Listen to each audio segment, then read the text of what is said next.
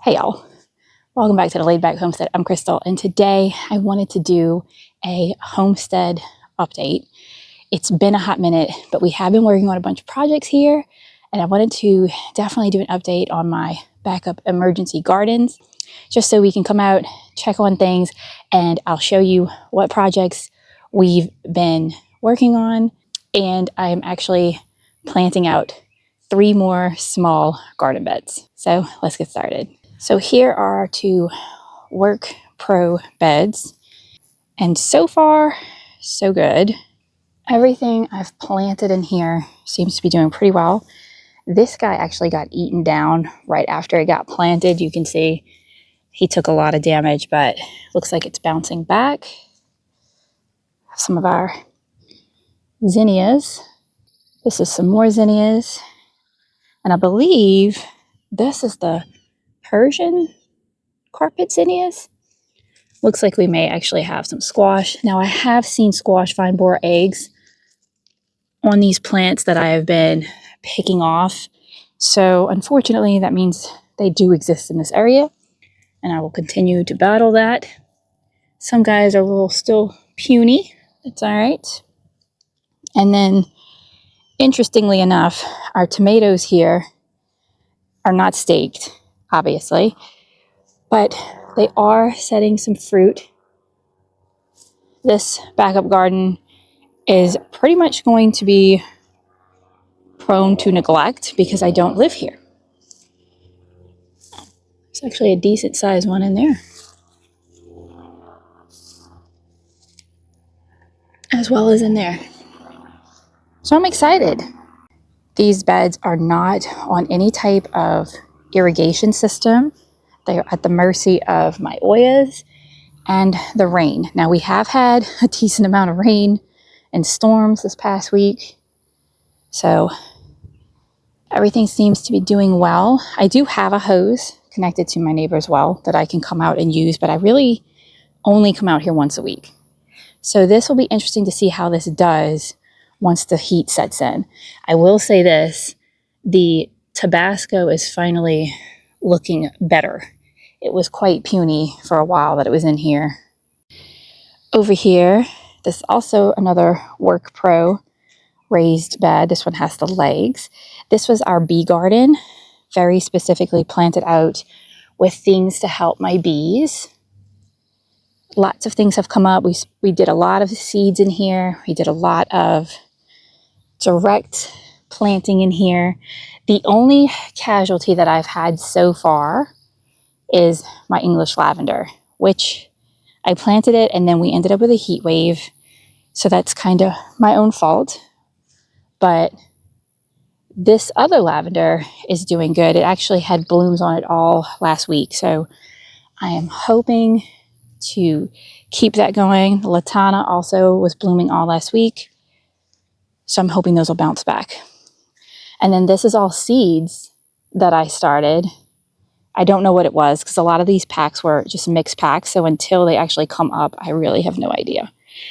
This is the amaranth that I started in the Let-Pro seed, smart seed starting kit. The funniest thing about this bed, and I don't know if you've spotted it already, but we composted in place when we set this bed up, as I always do. And again, I just throw in whatever. We threw in some potatoes. So right now, I am currently growing potatoes underneath all of these flowers, which I'm okay with. I mean, free food is free food. When it's time to dig them up, I will just gently dig around the flowers. Our fruit trees look like they've all bounced back from our winter. I actually even harvested a few peaches. So this is the in-ground backup garden. Again, this is mainly an experiment. Nothing is staked out here. We are building this soil, actively building it, as you can see. Compost in place, and that has led to some wonderful volunteers. I don't know what that even is yet, but it has really thick stems, so that'll be exciting. The tomatoes We planted out a bunch of different tomatoes, but a lot of them had mite damage. And because I knew that everything in this bed was going to be sprawling, I went through and thinned out every single tomato plant that had broad mites. So since we were cooped up in the house for days with rain, and I knew I wanted to add a couple more small raised bed options to the garden, we went ahead and assembled our WorkPro beds ahead of time. Like the previous two builds, these came with everything needed for assembly and went together easily by hand with no special tools required. Once we finally caught a slight break in the weather, we moved them out into the garden and got them situated in place. We laid the cardboard boxes down first for weed suppression and then filled each bed with compost.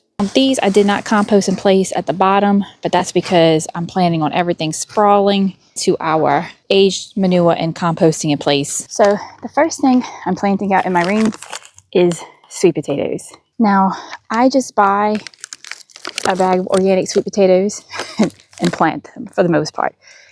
Last year I ran an experiment where I let them develop slips. Some of the slips I took off and rooted and planted those in one bed, and in the other bed I just planted the whole sweet potato with the slips on it, and I compared my harvest results.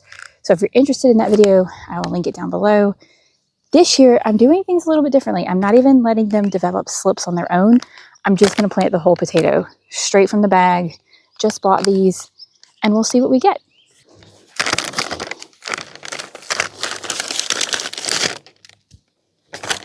And I'm just doing one per bed, just to see. I'm going to, actually, I think I'm going to offset this a little bit in anticipation of it actually producing, and bury it deep. If you're not familiar, sweet potatoes are very, very vining, and they really love our heat. If I had to pick a survival crop for the Louisiana summers, it would be sweet potato for sure. And I like to plant them now and harvest for Thanksgiving. I do that every year. It's kind of a tradition here. So the next thing I'm going to plant is actually some peppers in these rings. This first one is Tabasco. More Tabascos, yes, I have a bunch of them growing pretty much everywhere because I really did want a lot of Tabasco peppers this year. Next up is a banana pepper.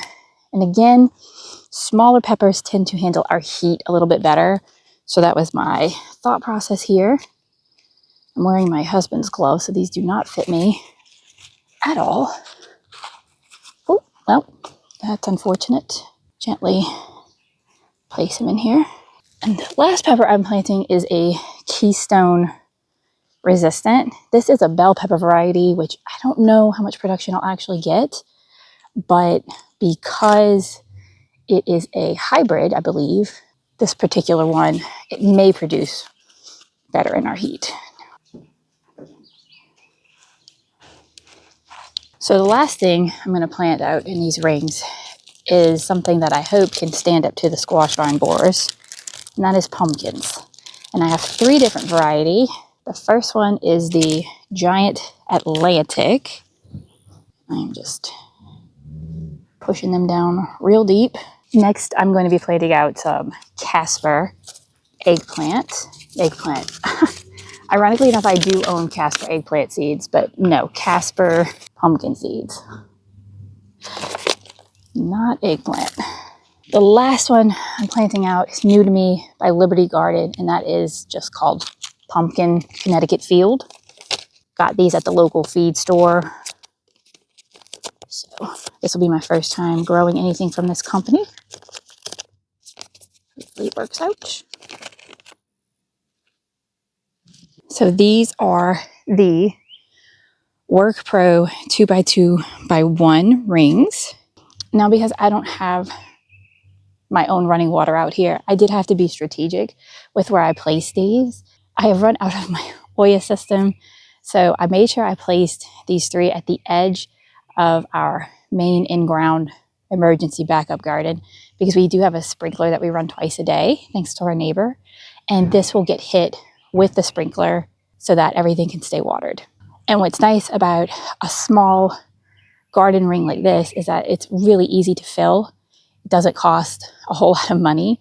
And if you maximize your planting like I did, you can grow a significant amount of food from that one small 2x2x1 ring. I have them planted out, ready to go.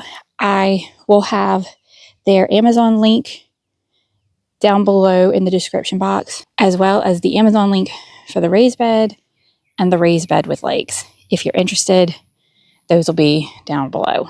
So one of the tasks we had on our list to get accomplished was stocking our pond. Ultimately, we want bass in here for our boys to be able to fish, but in order to get the bass in there, we have to start the life cycle. So today we are stocking the pond. First up, that is the minnows.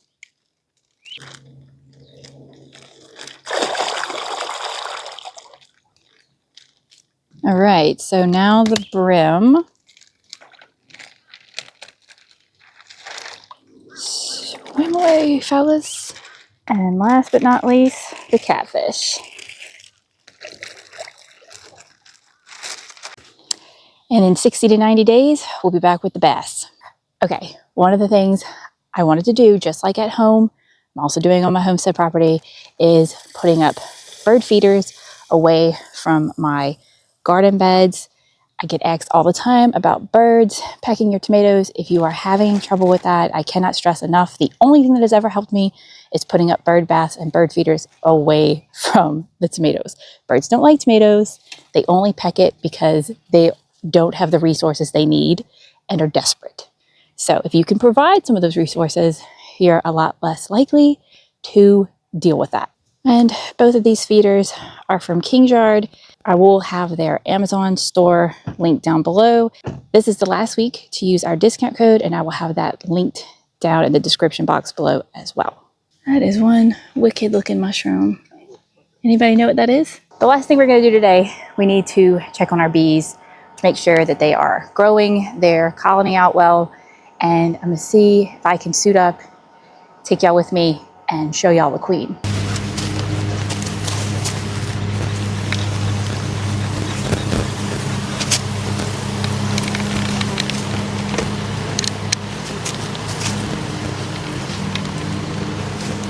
This should be just the honey hive. Hopefully just honey up there.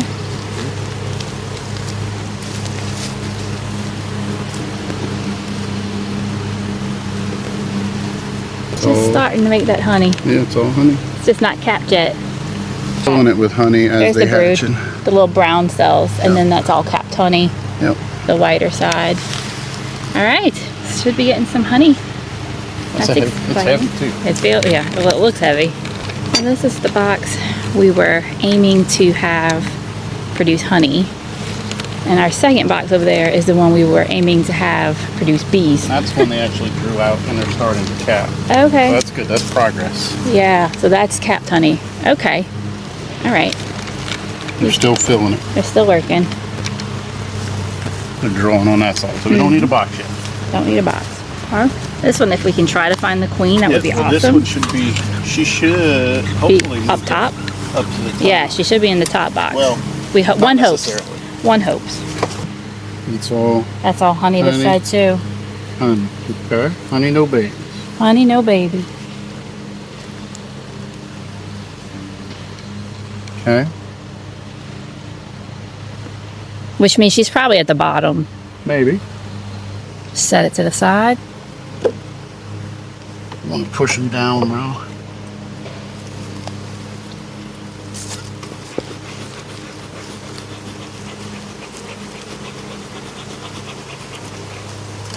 You hear them, they're like, emergency buzzing. Oh boy. A lot of brood.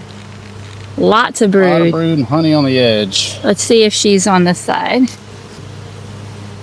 There's another. Well, they did draw a brood patch out on that one and on my side. They got something over here. I can't tell if it's honey or brood. Oh, that looks like that may be brood. That's brood. Yeah, there's larvae in it. So up here, I'll get these little white specks in there inside the cells at the very bottom. If you see, there's like a little white in those holes. That's the baby bees. Cool. Oh, found her right here. There she is. Okay. Let's see if I can get it up close for y'all. She is right here. The one with the dot. Y'all see that white dot? There's our queen, busy laying eggs. Just moving around. There she goes, her little white dot. Okay, good. Our queen is still going. Perfect.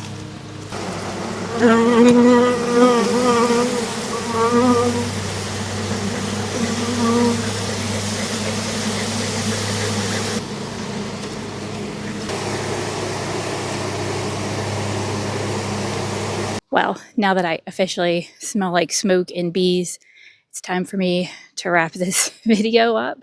Thank y'all for coming along with us. And until next time, stay blessed.